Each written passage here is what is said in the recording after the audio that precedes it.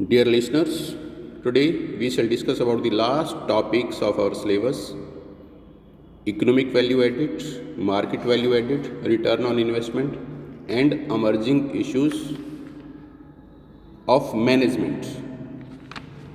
First of all, we shall discuss about the latest control technique, economic value added, आर्थिक मूल्य वृद्धि। ये नियंत्रण की एक अति आधुनिक पद्धति है जिसका विकास स्टर्न स्टेवर्ट एंड कंपनी ने किया। इस पद्धति में हम जो पूंजी हमने बिजनेस में लगाई है उसकी लागत देखते हैं और उससे होने वाली कमाई को देखते हैं।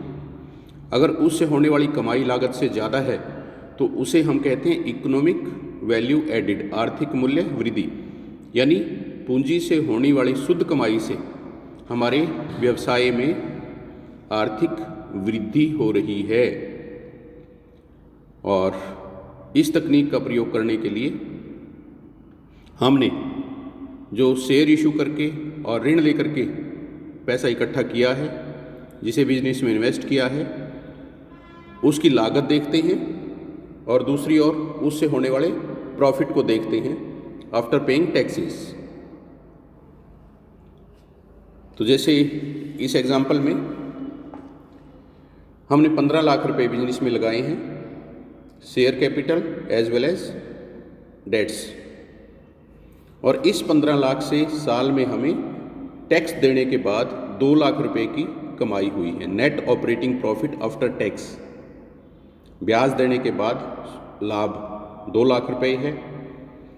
और जो 15 लाख रुपए हमने लगाए हुए हैं उस पर जो लागत है वो 8% है वार्षिक, यानी 1,20,000 रुपये हमारी पूंजी की लागत है और 2 लाख रुपए हमें उससे कमाई हुई है, टैक्स देने के बाद लाभ हुए हैं। इसका अभिप्राय 80,000 रुपये हमें ज़्यादा कमाई हुई है, ज़्यादा लाभ हुए हैं पूंजी की लागत से अधिक। शेयर्स को डिविडेंड देने के बाद और डिवेंचर होल्डर्स को और जितने भी हमारे लेनदार हैं उनको ब्याज देने के बाद 80,000 रुपये हमारे पास बचे हैं। तो 80,000 रुपये हमारे व्यवसाय के लिए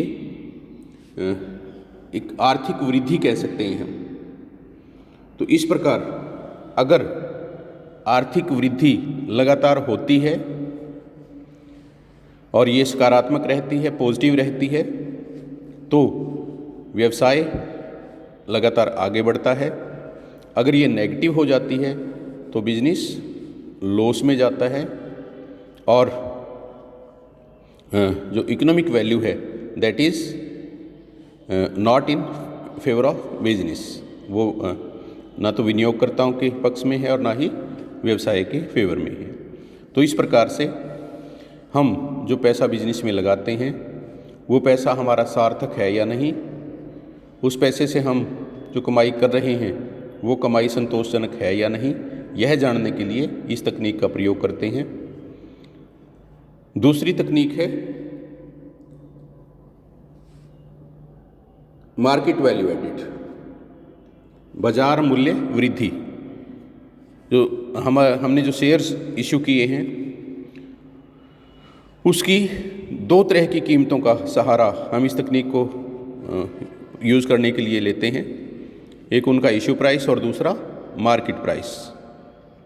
और किसी भी शेयर का मार्केट प्राइस तभी बढ़ता है जब वह कंपनी लगातार लाभ कमाती है। ज़्यादा लाभ कमाने की वजह से उसके डिविडेंड्स हर साल बढ़ते हैं और रिटेन अर्निंग्स भी लगातार उसकी बढ़ती चली जाती हैं। और उस कंपनी के फंड बढ़ने की वजह से और अंशों पर ज़्यादा लाभांश देने की वजह से उस कंपनी के अंशों की मांग बाज़ार में लगातार बढ़ती रहती है और मांग बढ़ने से उसकी मार्केट वैल्यू लगातार बढ़ती है।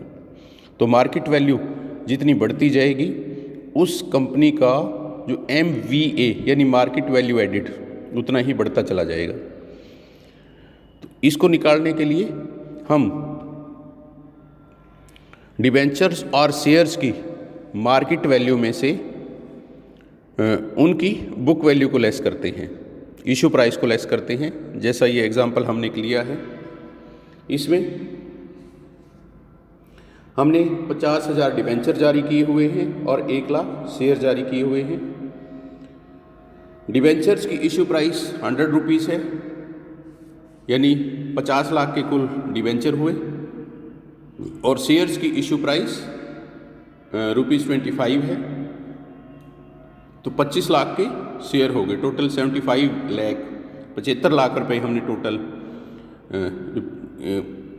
कैपिटल है वो इन्वेस्ट की है, शेयर्स एंड डिबेंचर्स। और मार्केट प्राइस डिबेंचर्स की 120 है, जबकि शेयर्स की 100 है, 100 रुपये है। तो इस उदाहरण की सहायता से हम जो मार्केट वैल्यू एडिड टेक्निक है उसको इस तरह से समझ सकते हैं। जो शेयर्स और डिबेंचर्स की मार्केट वैल्यू है,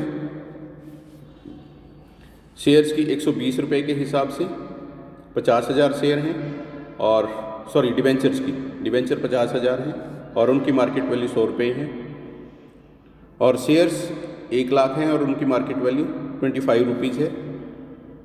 तो इन दोनों को हम ऐड करेंगे, 50,000 multiplied by 120 plus 1 lakh multiplied by 100। Market value 100 है शेयर्स की, और इसमें से लेस करेंगे issue price, book value. Debentures की जो 100 है book value, 50,000 into 100 plus 1 lakh multiplied by 25, यानी 60 लाख हमारे डिबेंचर्स की मार्केट वैल्यू हो गई और 1 करोड़ शेयर्स की मार्केट वैल्यू हो गई। 1 करोड़ 60 लाख में से हम इशू प्राइस दोनों की लेस कर देंगे। 50 लाख डिबेंचर्स की इशू प्राइस है और 25 लाख शेयर्स की इशू प्राइस है, 75 लाख दोनों की इशू प्राइस है। तो 1 करोड़ 60 लाख में से 75 लाख लेस करने के बाद 85 लाख एक्सेस मार्केट वैल्यू है हमारी। इशू प्राइस 75 लाख है शेयर्स और डिबेंचर्स की, और मार्केट वैल्यू शेयर्स और डिबेंचर की 1 करोड़ 60 लाख है। तो इस तरह से दोनों की जो मार्केट वैल्यू है that is excess 85 lakh rupees. तो अगर मार्केट वैल्यू पॉजिटिव है, इशू प्राइस से ज़्यादा है, बुक वैल्यू से ज़्यादा है, तो हमारा मार्केट वैल्यू एडिड फेवरेबल है, और अगर ये कम हो जाती है तो मार्केट वैल्यू एडिड अनफेवरेबल है। तो हर कंपनी कोशिश करती है कि उसके शेयर्स की जो मार्केट वैल्यू है वो हमेशा बुक वैल्यू से ज़्यादा रहे, और जितनी ज़्यादा मार्केट प्राइस किसी कंपनी के शेयर्स की होती है उतना ही उस कंपनी की रेपुटेशन लगातार इंक्रीज होती रहती है, उस कंपनी में इन्वेस्टर और ज़्यादा इंटरेस्ट लेते हैं, उस कंपनी के शेयर्स की डिमांड लगातार और ज़्यादा बढ़ती है। तो इस तरह से मार्केट वैल्यू एडिड तकनीक का प्रयोग हम बाज़ार में अंशों की स्थिति क्या है, हमारी अर्निंग कैसी है, हम अंशों पे कितना डिविडेंड दे रहे हैं, कितना फेवरेबल है वो, इनका अंदाज़ा लगातार लगाते रहते हैं, और इसको वित्तीय नियंत्रण के लिए प्रभावी तरीके से हम प्रयोग में लाते हैं।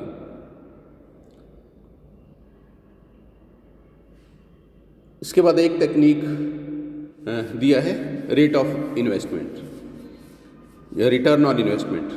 तो रिटर्न ऑन इन्वेस्टमेंट, जो पैसा हमने लगाया है उस पर हम कितना रिटर्न अर्न कर रहे हैं, कितना कमाई कर रहे हैं, ये जानने के लिए है।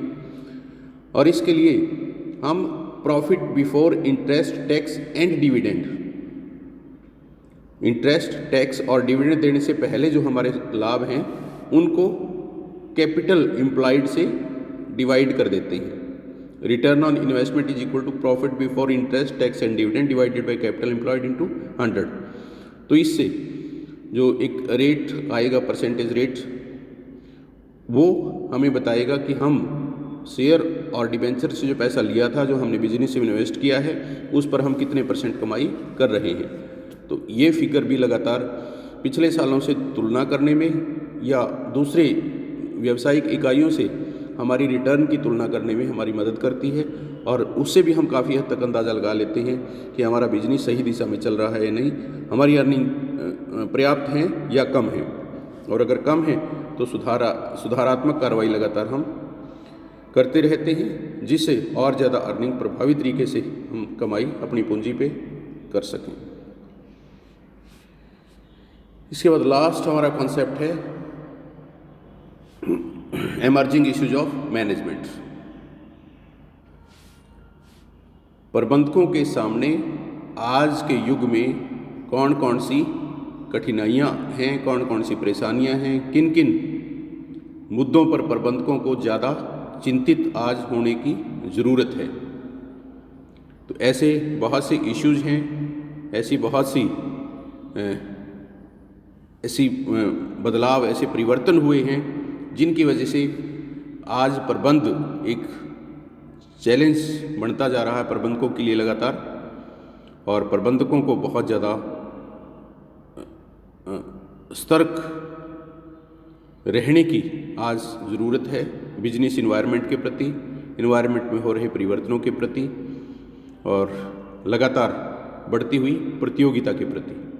तो हम ये कुछ पॉइंट्स डिस्कस करेंगे जिनसे हम समझ पाएंगे कि आज प्रबंध इतना महत्वपूर्ण क्यों हो गया। आज प्रबंधकों के सामने जो महत्वपूर्ण परेशानियां हैं वो कौन कौन सी हैं, जिनको फेस करना उनके लिए चैलेंजिंग साबित होता है कई बार। तो ये कुछ एक उभरते हुए मुद्दे इस प्रकार हैं। पहला, conflicting demand of various parties, विभिन्न पक्षकारों की विरोधी मांग। हर बिजनेस से बहुत से पक्षकार जुड़े होते हैं। सबसे पहले उनके मालिक, शेयर होल्डर्स, उसके बाद एम्प्लॉइज़, फिर सप्लायर्स जो उनको रॉ मटेरियल सप्लाई करते हैं, उसके बाद कस्टमर्स हैं। इन सभी के अलग अलग इंटरेस्ट हैं। स्वामी चाहते हैं हमें ज़्यादा से ज़्यादा डिविडेंड मिले, कंपनी जितना लाभ कमाती है डिविडेंड के रूप में ज़्यादा से ज़्यादा बांटे, जबकि मैनेजमेंट का ये इंटरेस्ट होता है कि हम डिविडेंड में सारा पैसा ना दे करके रिटेन अर्निंग ज़्यादा रखें, बिजनेस में पैसा ज़्यादा रखें ताकि हमारी इन्वेस्टमेंट लगातार बढ़ती रहे, अपने प्रॉफिट्स इन्वेस्टमेंट के रूप में यूज़ होते रहें। कर्मचारी चाहते हैं हमें ज़्यादा सैलरी मिले, बोनस मिले। सप्लायर चाहते हैं समय पे हमें पैसा मिलता रहे, एडवांस में पेमेंट मिलती रहे। कस्टमर्स चाहते हैं हमें ज़्यादा बढ़िया क्वालिटी का सामान मिले और उचित दामों पे मिले। तो सभी के इंटरेस्ट अलग अलग हैं, सभी के इंटरेस्ट क्लैश करते हैं। दूसरी ओर सरकारें भी हर व्यावसायिक संस्था से चाहती हैं कि टैक्सेस ऑनेस्टली हर बिजनेसमैन दे, और जो एक्ट सरकारों द्वारा समय समय पर पारित किए जाते हैं उन अधिनियमों का, उन कानूनों का ईमानदारी से पालन करें। तो इन सभी मुद्दों को प्रबंधकों को ध्यान में रखना बहुत ज़रूरी होता है। सभी पक्षकारों की अपेक्षाओं पर खरा उतरना प्रबंधकों के सामने एक बहुत बड़ी चुनौती के रूप में सामने आता है। ये चुनौती तब और भी गंभीर रूप ले लेती है जब दो या अधिक पक्षकारों की मांग आपस में विरोधी होती है। जैसे जो शेयर होल्डर्स हैं वो अगर ज़्यादा लाभांश की डिमांड करें, कर्मचारी ज़्यादा सैलरीज की डिमांड करें, तो एक संतुलन स्थापित करना प्रबंधकों के लिए बहुत मुश्किल काम हो जाता है। सेकंड है इंक्रीज कॉम्प्लेक्सिटी ऑफ डिसीजंस, निर्णयों की बढ़ती जटिलता। मैनेजमेंट का जो सबसे बड़ी पहचान होती है वो है डिसीजन मेकिंग पावर, कि वो कितने फास्ट और कितने बढ़िया निर्णय अपने व्यवसाय को मैनेज करने के संबंध में लेते हैं। प्रबंधकों के लिए हर रोज़ बहुत महत्वपूर्ण निर्णय लिए जाते हैं और ये डिसीजन मेकिंग प्रोसेस कई बार बहुत मुश्किल भी उनको लगने लगता है। उसकी दो वजह हैं। पहला कारण है increase number of participating groups. पहले जो व्यवसाय के स्वामी हुआ करते थे वही अक्सर प्रबंध किया करते और वही खुद हर प्रकार के निर्णय लिया करते, लेकिन जैसे जैसे हमने डेमोक्रेटिक लीडरशिप स्टाइल को अपनाया है, जैसे हॉथरॉन एक्सपेरिमेंट का हमने स्टडी की थी कि एल्टन बाउ ने हॉथरॉन एक्सपेरिमेंट किया, उसमें ह्यूमन रिलेशंस को बहुत ज़्यादा महत्व दिया और उसके बाद management workers participation in decision making को इंश्योर करने लगे। तो आज डिसीजन मेकिंग में बहुत से ऐसे पक्षकार हैं जो उम्मीद रखते हैं कि निर्णय लेते समय प्रबंधक हमारी सलाह भी अवश्य लें। जैसे कर्मचारी वर्ग हैं, वो अपने रिप्रेजेंटेटिव चाहते हैं डिसीजन लेते समय प्रबंधकों के साथ बैठें।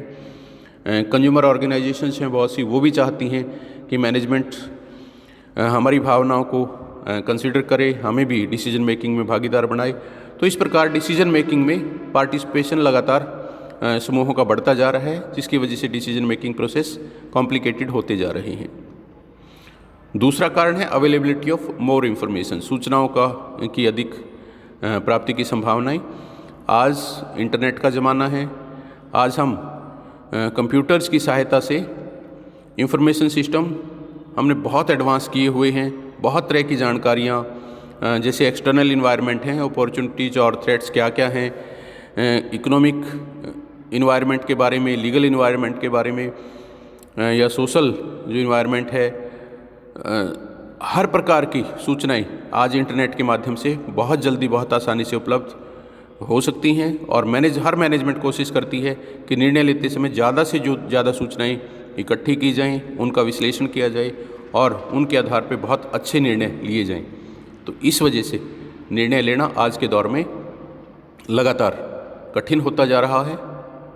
तो ये भी प्रबंध के समक्ष एक बहुत कॉम्प्लेक्स इशू है। ये एक ऐसा मुद्दा है जो लगातार उभरता महसूस हो रहा है। तीसरा है रिन्यूअल ऑफ मैनेजमेंट, प्रबंध का नवीनीकरण। आज प्रबंध पूरी तरह से रिन्यू हो चुका है। कभी टाइम हुआ करता जब जो पैसा लगाता था वही प्रबंध किया करता, लेकिन धीरे धीरे प्रोफेशनलिज्म आया मैनेजमेंट में। प्रोफेशनल मैनेजर्स ने स्वामियों का स्थान ले लिया और प्रबंध हर छोटे बड़े व्यवसाय का प्रोफेशनल्स देखने लगे, और उनका दृष्टिकोण, उनका जो आउटलुक है वो लगातार परिवर्तित होता रहा। उनकी एजुकेशन लगातार एडवांस हुई, ट्रेनिंग प्रोसेस एडवांस हुए, और जैसे जैसे उनकी एजुकेशन, ट्रेनिंग, एक्सपीरियंस ये बढ़ता चला जाता है, उसके साथ साथ उनका नज़रिया लगातार पूरी तरह से प्रबंध के प्रति बदलता जाता है। आधुनिक और नई तकनीकों का प्रयोग हर प्रबंधक करने का प्रयास करता है, और बहुत ही जल्दी जो पुराने तौर तरीके हैं, पुरानी शिक्षा पद्धति है, प्रशिक्षण के तरीके, वो ऑब्सोलीट होते हमें नज़र आते हैं।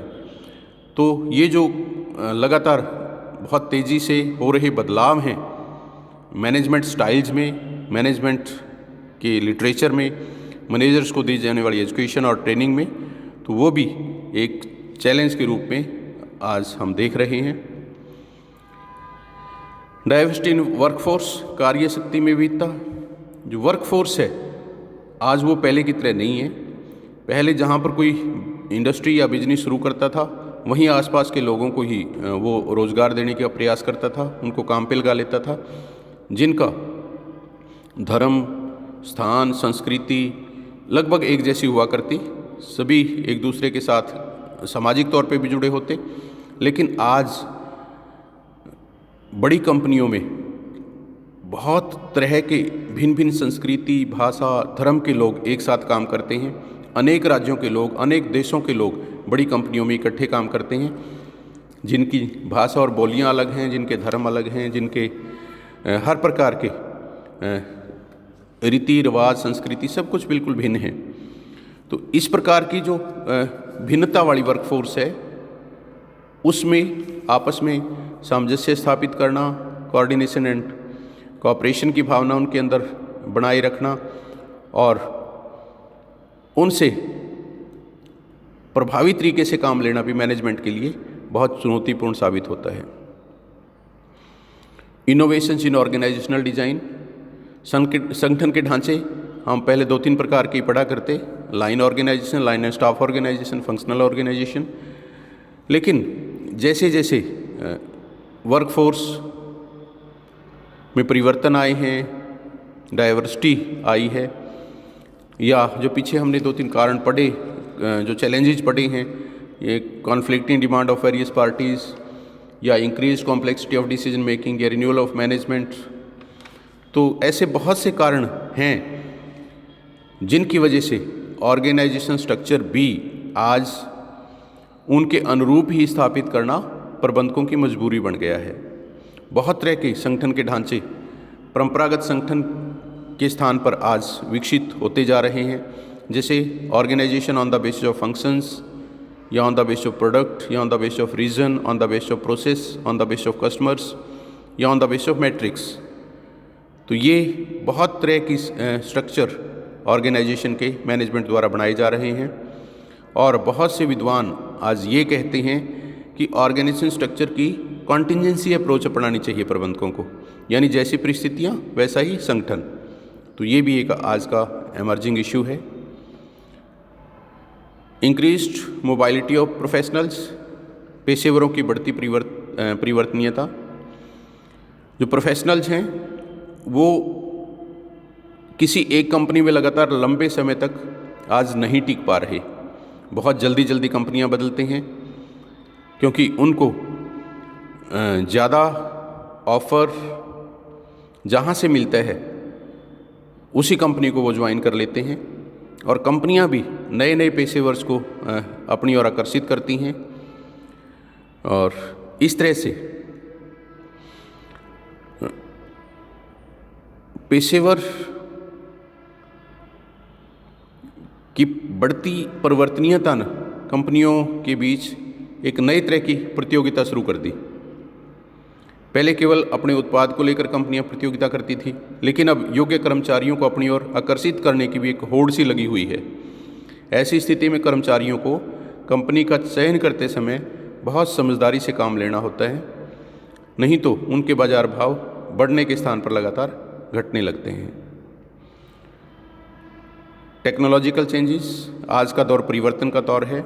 आज हर सप्ताह, हर महीने हम कोई ना कोई नया परिवर्तन देखते हैं।